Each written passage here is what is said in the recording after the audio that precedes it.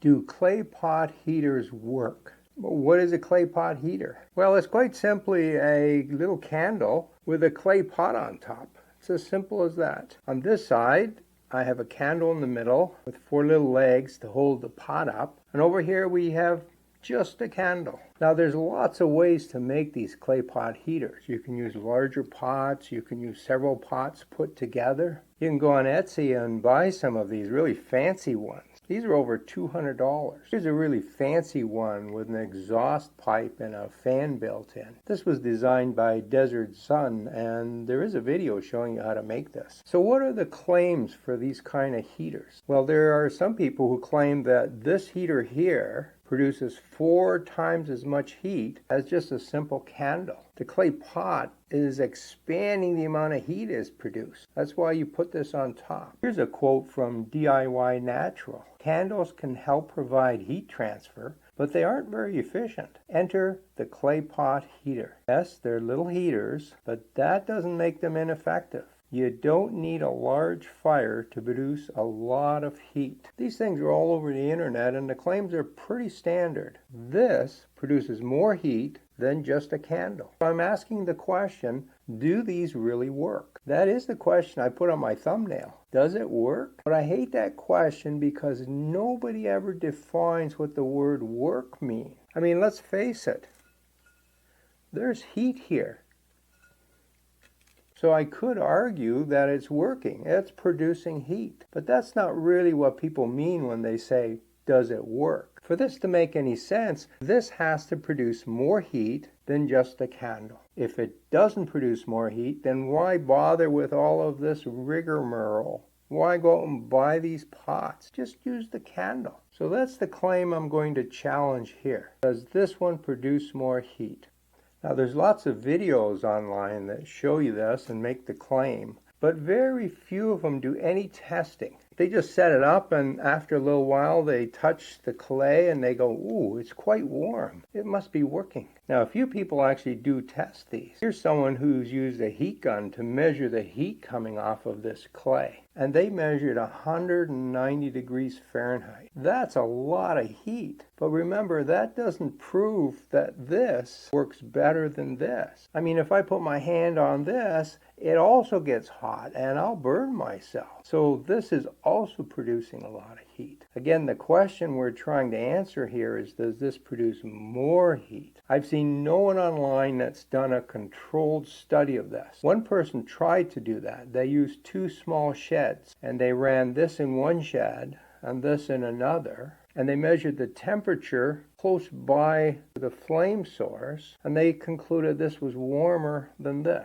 But of course, this wasn't a very good controlled study because there were 2 buildings, and we don't know how similar or dissimilar these 2 buildings were. Maybe one was more drafty. But an even bigger mistake in that measurement is that they measured the temperature here. They never measured it in the rest of the room. Maybe this pot produces heat close by, but the rest of the room is actually cooler than when you use a candle. I'll come back to that in a second. Now, do we have to actually test this? And the answer to that is no. There's something in physics called the first law of thermodynamics. And it goes something like this. The first law of thermodynamics says that you can't create energy. Energy can be converted from one form to another, but the total amount of energy in any closed system is fixed. Now, this is a fundamental law of science, and it's well accepted. In fact, it was first produced by James Watt in 1774 as part of his work on the steam engine.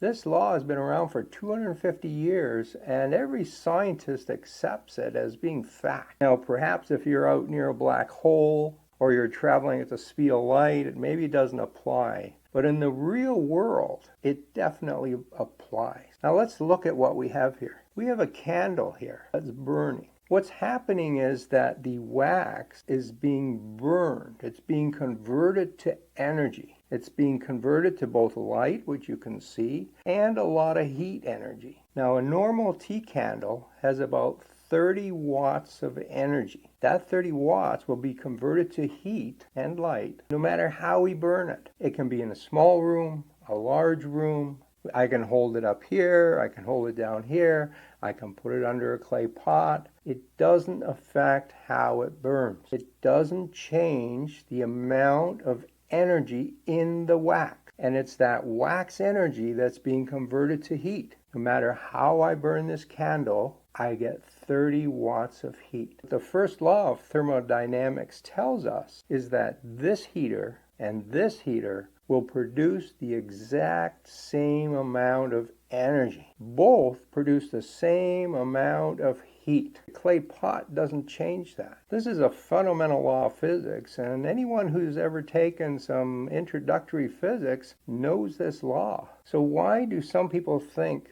this works better?